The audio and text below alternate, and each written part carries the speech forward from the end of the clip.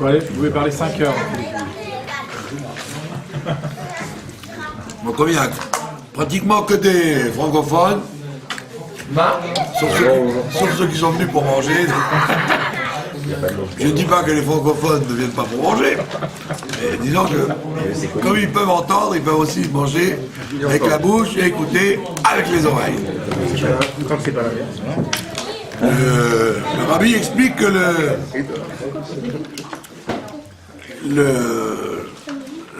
la Iloula de Moazaken qui tombe ce soir, Kavdalet, Tevet.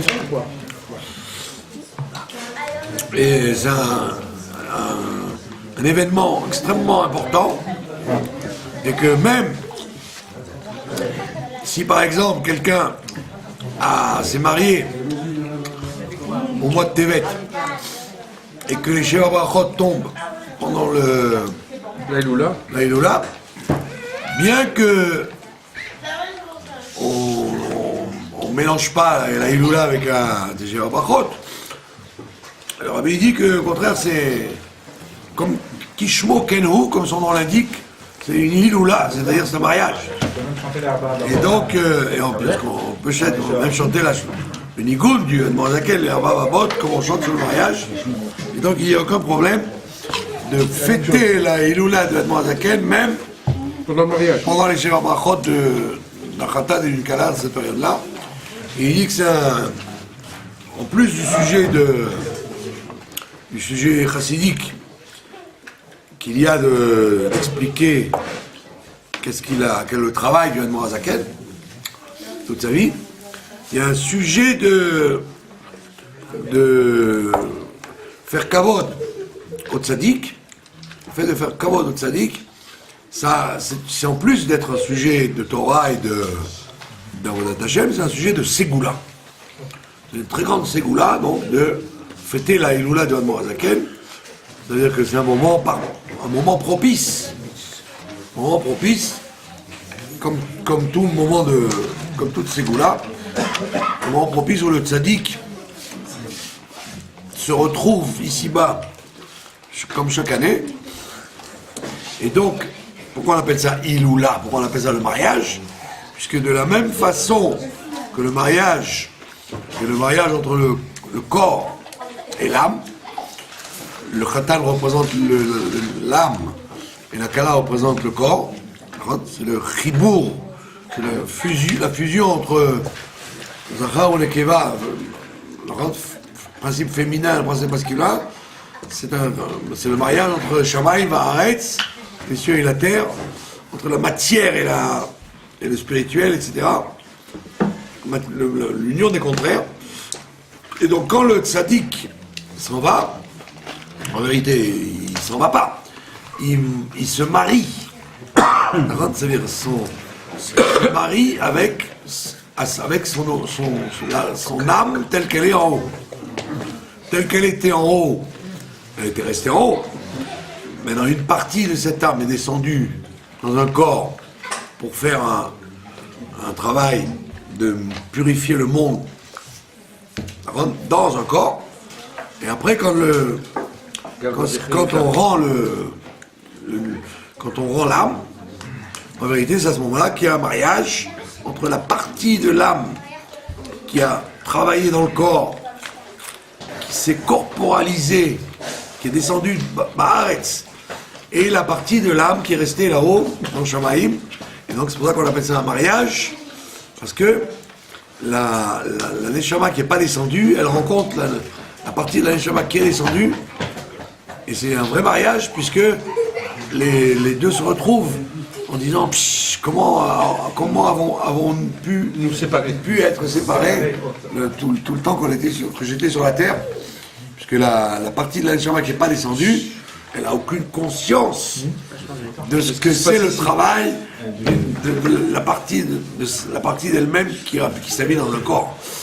C'est une souffrance pour la partie de l'âme qui descend, et cette souffrance, comme il dit le Tanya, il y a un mode limite des viols, que Dieu il se met à la droite du pauvre, c'est-à-dire que Dieu aide lui-même, et avec la partie de la Neshama qui reste en haut, il aide la partie de la Neshama qui est en bas à se battre contre le corps et contre le monde. Donc c'est une très grande souffrance, parce que la Neshama n'a rien à voir avec l'obscurité qu'il y a dans le Tzimtzum, l'obscurité qu'il y a dans ce monde-là.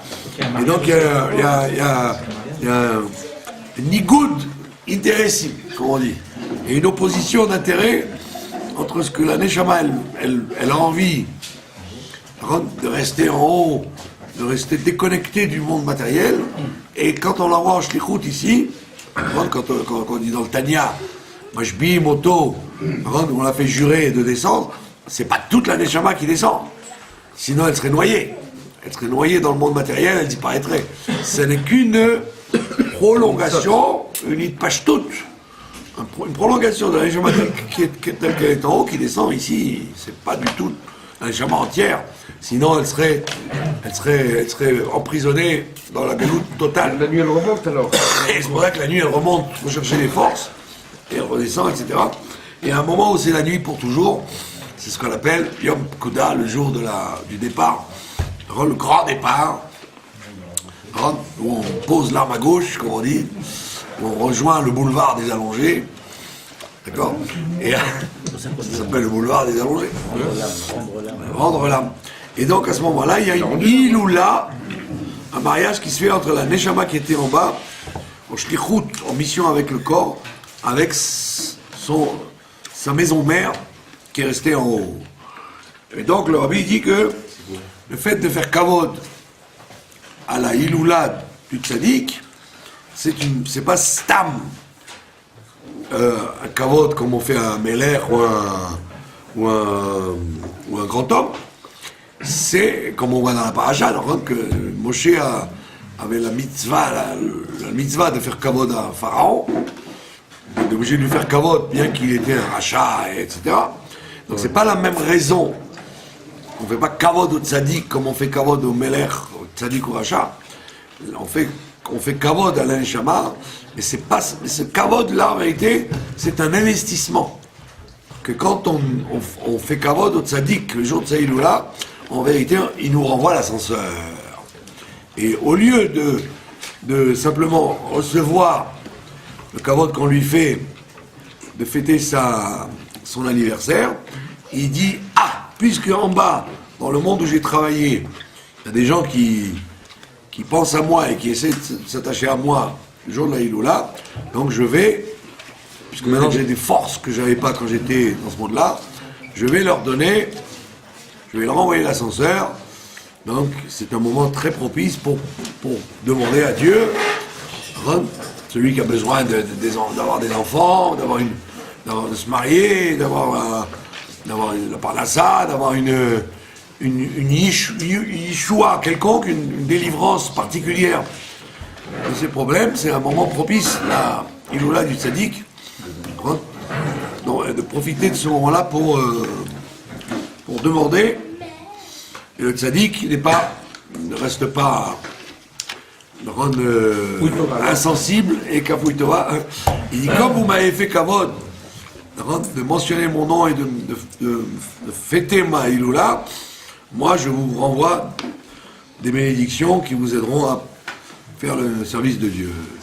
Donc on voit bien que la iloula de Kabdal et Tevet, le rabbi dit que c'est une iloula particulière parce qu'on voit que la iloula du Baal Shem Tov, par exemple, elle tombe à Shavuot, donc elle est un peu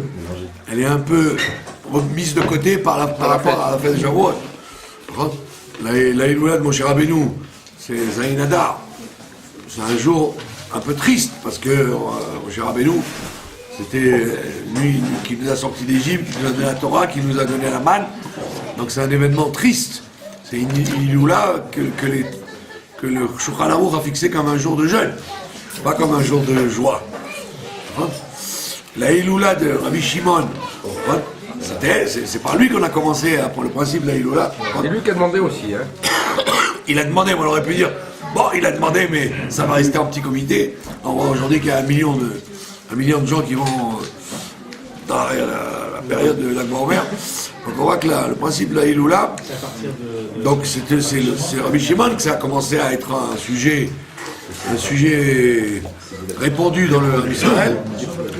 C'est répandu d'abord dans le monde séfarade, le monde des kabbalistes, après dans le monde chassidique, et après dans le monde litaï. C'est venu très tard dans le monde litaï, puisque je me rappelle à la rue Cadet, chez les Yékés de la rue Cadet, que peut-être des gens ont connu, quand les Sfarades faisaient la Iloula de Rabbi Shimon au Tournelle et à Nazareth, avec des bougies roses et des bonbons à la rue Cadet, il dit Lag BaOmer, c'est quoi? Il n'avait aucune conscience, aucune notion de ce sujet donc il a fallu que le rabbi intervienne et qu'il donne à nouveau à la Iloula de Rabbi Shimon ces lettres de noblesse qui passaient dans le monde de la Torah et le monde de la Torah pour une truc du peuple, quoi. Alors, on fait cuire de l'agneau, griller de l'agneau à Rabbi Shimon avec la raque. C'était ça, dans le monde des chivotes et le monde pour la Torah, c'était considéré comme un truc de superstition, quoi. Donc, à part la Iloula de Rabbi Shimon, donc, Rabbi dit que dans les Iloulot des Nessim, des princes, puis le Baal Shem Tov jusqu'au Rabbi précédent, la Iloula de Admorazaken, elle prend une place particulière parce qu'il est celui qui a ouvert la route.